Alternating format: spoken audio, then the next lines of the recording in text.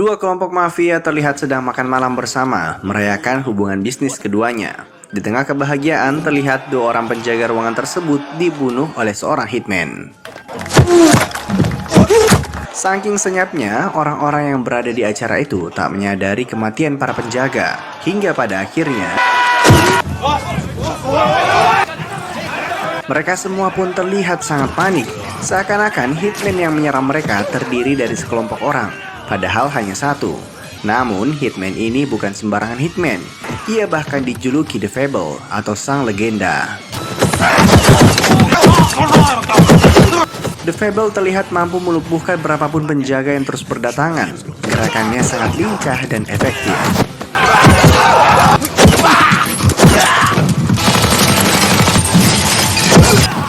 Dan pada akhirnya, satu klan mafia itu pun dibantai oleh The Fable seorang diri. Satu-satunya yang ia biarkan hidup adalah istri dari sang pimpinan mafia yang tengah hamil.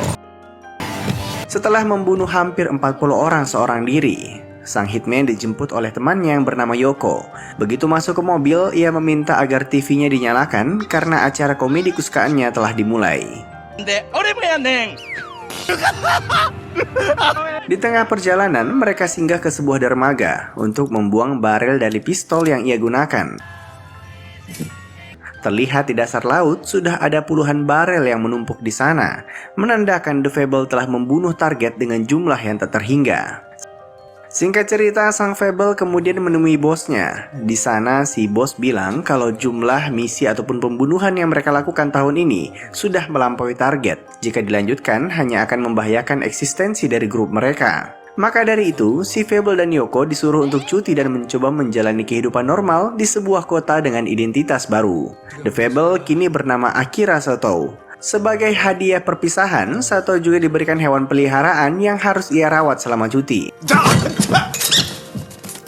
Kabar mengenai pembantian grup mafia tadi membuat dua orang hitman yang ngefans dengan The Fable mendatangi lokasi untuk melihat hasil kerjanya.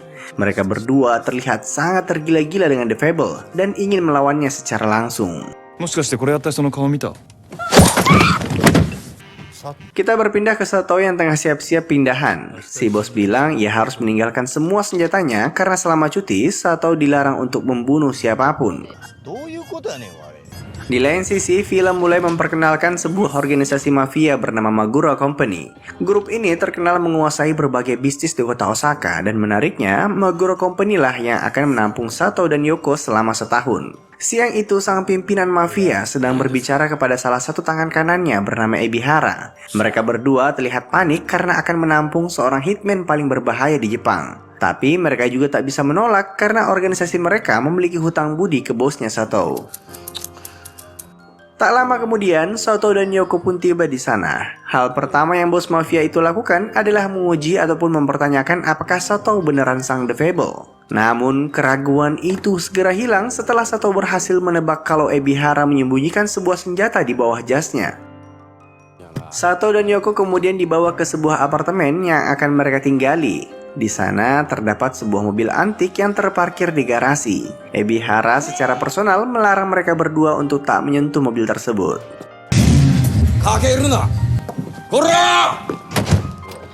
Karena agak kesal melihat tingkah Sato dan masih belum yakin bahwa ialah The Fable, Ebihara kemudian diam-diam menyuruh supirnya untuk menyewa dua orang mantan petinju demi menguji kemampuan bertarung Sato. Malam itu pulang dari minum-minum, Sato pun dihadang. Yoko yang menyadari Sato sedang diganggu orang-orang tidak jelas memilih untuk pulang duluan. Sedangkan Sato bukannya melawan kedua preman ini, malah memilih untuk berpura-pura menerima berbagai pukulan yang dilontarkan kepadanya. Karena menurutnya ia harus mendalami perannya sebagai orang normal.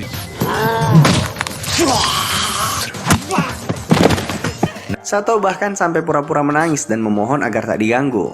Tak lama setelah para preman pergi, seorang wanita cantik dan baik hati bernama Misaki datang dan menawarinya sapu tangan. Sedangkan para preman yang bangga telah menghajar Sato terlihat bingung kenapa jari dan kaki mereka malah terasa sakit. Ebihara yang mendengar kemampuan Sato dari supirnya jadi semakin ragu akan identitasnya sebagai The Fable. Kita kemudian berpindah ke dua orang hitman yang mengincar The Fable, di mana ia mendatangi sebuah tempat dan kembali membunuh berbagai orang di sana demi mencari tahu di manakah The Fable berada. Oh iya, malam itu tak sengaja sebuah ponsel dari salah satu korban Sato sempat merekam aksinya. Singkat cerita, hari itu Ebihara kembali mendatangi Sato yang sedang berolahraga dengan keadaan telanjang bulat. Ia kemudian meminta Sato untuk ikut dengannya ke sebuah bangunan. Ternyata Ebihara kembali ingin menguji kemampuannya. Kali ini terlihat seorang mantan atlet gulat profesional akan menjadi lawan Sato. Kebetulan atlet itu adalah seorang preman dan memiliki hutang yang tak bisa ia bayar ke Magura Group.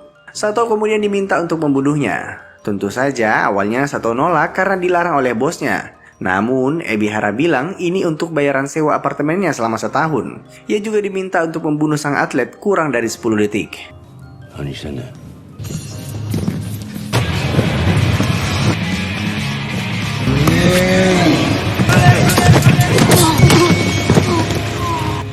Walaupun sang atlet sudah tak berdaya, Ebihara tetap bersikeras agar Sato membunuh lawannya. Di sini, Sato berhasil merebut senjata dari supir Ebihara dan bisa saja membunuhnya. Tapi ia memilih untuk menurunkan egonya dan memohon agar diberi kesempatan bisa tinggal dengan nyaman di kota ini.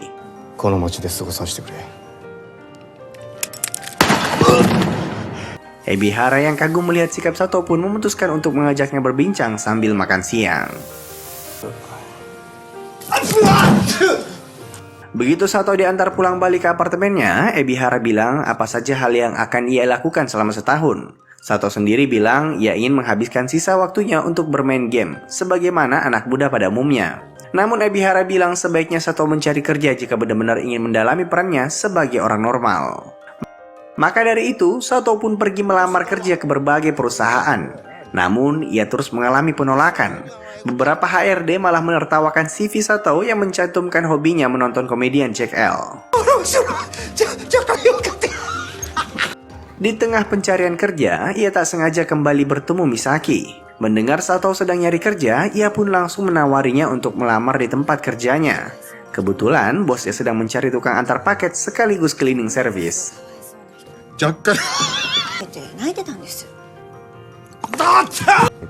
Kita berpindah untuk memperkenalkan seorang napi yang baru saja dibebaskan. Ia bernama Kojima, adik asuh dari Ebihara. Dirinya dipenjara selama 8 tahun karena pernah membunuh pacarnya. Orangnya agak gila. Hal ini juga terbukti di mana ketika baru saja keluar penjara, Kojima langsung membacok salah seorang kenalan lamanya. Hal itu ia lakukan karena kenalannya ini sempat memiliki hutang namun tak dibayar. Di tengah perbincangan, Kojima sempat melihat foto Misaki di sebuah majalah yang ternyata mantan model majalah dewasa. Dan kenalannya ini sedang mencoba merekrutnya untuk masuk ke dunia prostitusi. Mendengar hal itu, Kojima pun ikut tertarik untuk memulai bisnis prostitusinya sendiri. Walaupun demikian, Kojima ini bersikap sangat hormat jika di hadapan bos Moguro dan Ebihara. Maka dari itu, ia bahkan diberikan uang senilai 500 juta untuk memulai bisnisnya sendiri. Hal itu menimbulkan kecemburuan ke salah seorang anggota mafia lainnya bernama Sunagawa. Keduanya memang terkenal sering bertengkar sejak dulu kala. Malam itu, Sato diajak makan bersama oleh bos barunya. Kita juga mulai diperkenalkan seorang rekan kerja Misaki bernama Kainuma yang terlihat diam-diam sedang mencoba merekam pakaian dalam dari Misaki menggunakan kamera mini. Untung saja Sato menyadari hal itu. Begitu pulang ke rumah, Sato mengambil pisau kesayangannya yang ia simpan di dalam box susu. Ia kembali teringat masa-masa sewaktu kecil ketika dilatih oleh bosnya, di mana ia harus bertahan hidup di sebuah gunung dengan modal hanya sebuah pisau. Disinilah Sato belajar menajamkan instingnya dalam bertahan hidup. Suatu hari, bosnya datang ke gunung dan membawa seorang mantan anggotanya yang akan ia bunuh. Sembari makan siang bersama, Sato diminta mengawasi orang itu. Namun, saat si bos lagi cuci tangan, tiba-tiba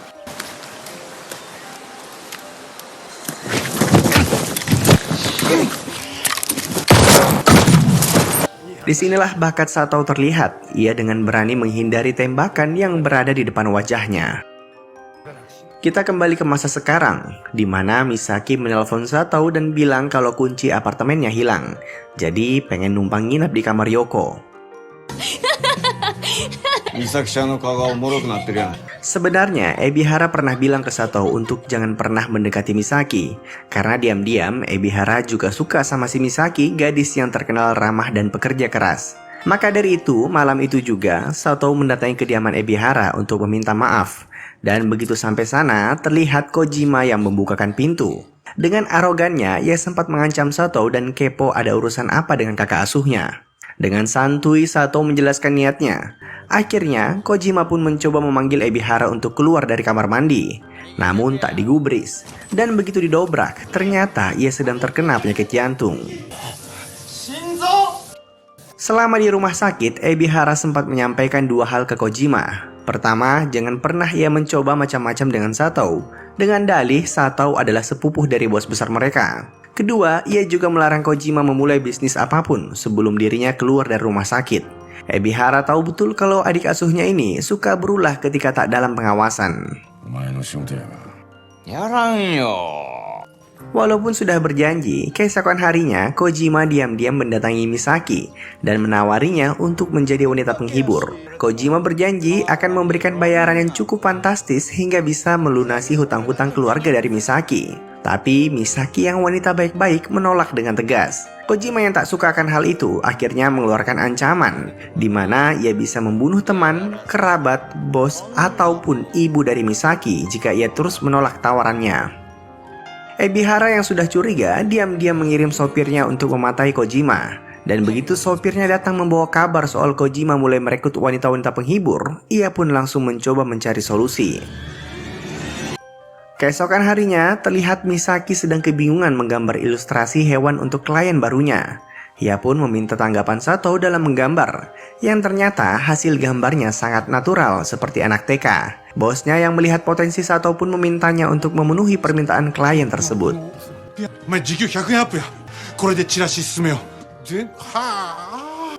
Malam itu terlihat dua hitman yang mencari-cari Defable kembali muncul. Mereka berdua ternyata kenalan lama dari Sunagawa, dan ia kembali ingin menyewanya untuk menyingkirkan Kojima. Di saat yang bersamaan, terlihat Misaki yang mendapat telepon dari rekan kerjanya kalau bosnya habis dipukuli oleh orang tak dikenal. Oh iya, Misaki ini kerja di 3 tempat sekaligus, dan bos yang masuk rumah sakit bukan yang kita kenal tadi. Begitu mendengar hal tersebut, ia langsung menelpon Kojima dan yakin itu adalah ulahnya. Sekali lagi, ia menolak tawarannya dan tak peduli jika Kojima ingin menyakitinya. Namun, tak lama kemudian, ia menerima SMS berisikan ancaman dengan foto ibunya.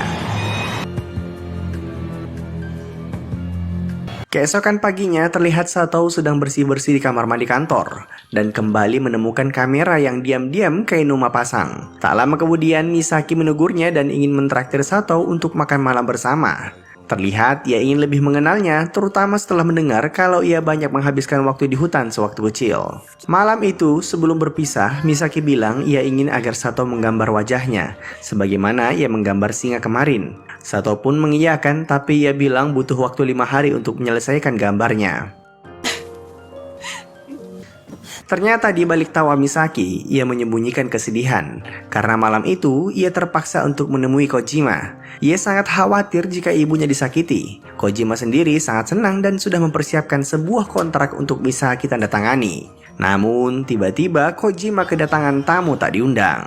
Di saat yang bersamaan, malam itu Sato didatangi oleh Ebihara. Ia memiliki firasat kalau Kojima telah dicuri untuk dibunuh oleh Sunagawa. Namun karena ini konflik internal grup, ia tak bisa mengutus anggotanya untuk menyelamatkannya. Maka dari itu, ia memohon ke Sato dengan imbalan akan memberikan mobil anti kesayangannya sebagai bayaran. Singkat cerita, Sato tiba di apartemen Kojima. Dengan singkat, ia langsung menyadari detail bagaimana Kojima diculik. Ia juga langsung menyadari bahwa ternyata malam itu Misaki sempat berada di apartemennya.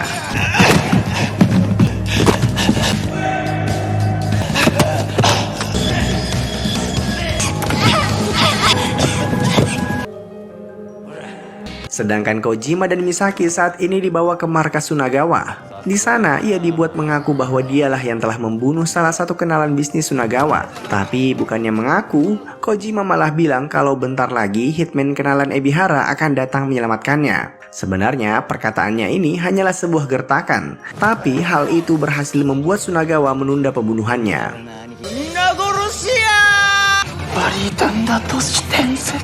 Sedangkan Sato sendiri saat ini terlihat cukup kesal karena wanita yang sudah sangat baik kepadanya disakiti oleh para mafia. Ia pun langsung bersiap-siap dengan membuat peluru khusus serta barel untuk pistol yang diam-diam ia simpan. Yoko juga terlihat membantunya karena tak tega jika Misaki diganggu oleh orang-orang jahat. By the way, bagaimanapun juga Sato harus tetap menjaga janjinya dengan tak membunuh siapapun dalam proses penyelamatan Misaki. Maka dari itu, ia membuat peluru khusus yang efeknya tak mematikan. Kita berpindah ke Ebihara yang tengah terbaring di rumah sakit dan tiba-tiba dijenguk oleh bos Sato. Ia datang untuk memperingatkan Ebihara agar jangan pernah lagi mengganggu Sato selama masa cutinya. Akiraを殺したら Keesokan paginya terlihat Misaki yang sedang disekap didatangi oleh salah satu anggota Sunagawa yang ingin melampiaskan nafsunya. Untung saja Sato tiba di sana tepat pada waktunya. Di scene ini, Sato sempat kesulitan untuk meyakinkan Misaki bahwa ia adalah orang baik. Makanya, ia mencoba membujuknya dengan mengeluarkan jokes dari Jack L. Sedangkan dua hitman yang ngefans sama Sato mulai menyadari kehadirannya dari beberapa CCTV yang telah ia rusak. Setelah berhasil menyelamatkan Misaki dan menyembunyikannya di sebuah tempat, Sato kemudian pergi untuk menyelamatkan Kojima. Namun, posisi Kojima telah dikelilingi oleh para mafia bersenjatakan lengkap. Sato kemudian sengaja memunculkan dirinya dengan bertamengkan sebuah pintu besi. Dan begitu para mafia kehabisan peluru, disitulah dia kembali beraksi.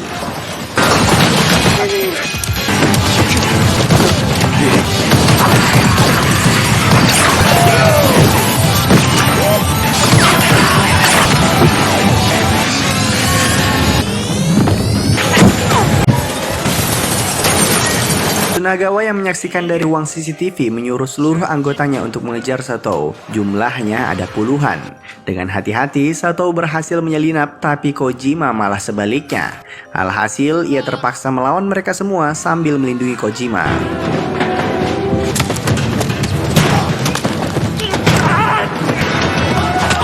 Di saat yang bersamaan, Misaki saat ini terlihat kabur keluar dari persembunyiannya karena telah dipenuhi dengan anggota Sunagawa. Terlihat salah satu hitman yang mengincar Sato mengikutinya dari belakang. Karena ketakutan, Misaki sempat memilih untuk lompat ke pinggiran besi. Di saat itu juga, Yoko memutuskan untuk ikut masuk dan menghajar hitman yang telah menakutinya.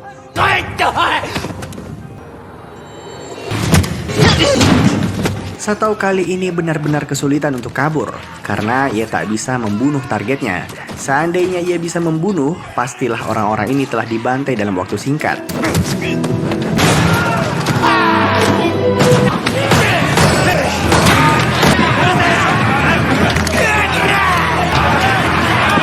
Baru saja berhasil kabur, tiba-tiba Kojima bertemu dengan Sunagawa dan menginginkan duel langsung.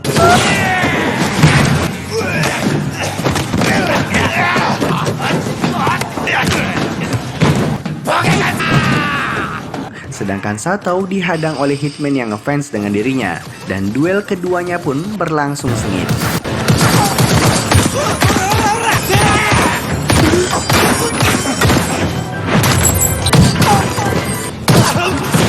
Misaki yang hampir terjatuh dari ketinggian berhasil diselamatkan oleh Sato. Mereka semua pun kabur dari sana, dan begitu Misaki membuka mata, dirinya telah berada di dalam mobil. Supir Ebihara disuruh Sato juga untuk berpura-pura menjadi dirinya. Sedangkan dia dan Yoko berpura-pura tak tahu apapun. Bahkan, Sato yang sebenarnya sempat mengalami luka tembakan berhasil menyembunyikan rasa sakitnya. Ia kemudian memberikan Misaki sebuah buku berisikan berbagai hasil gambar yang ia janjikan.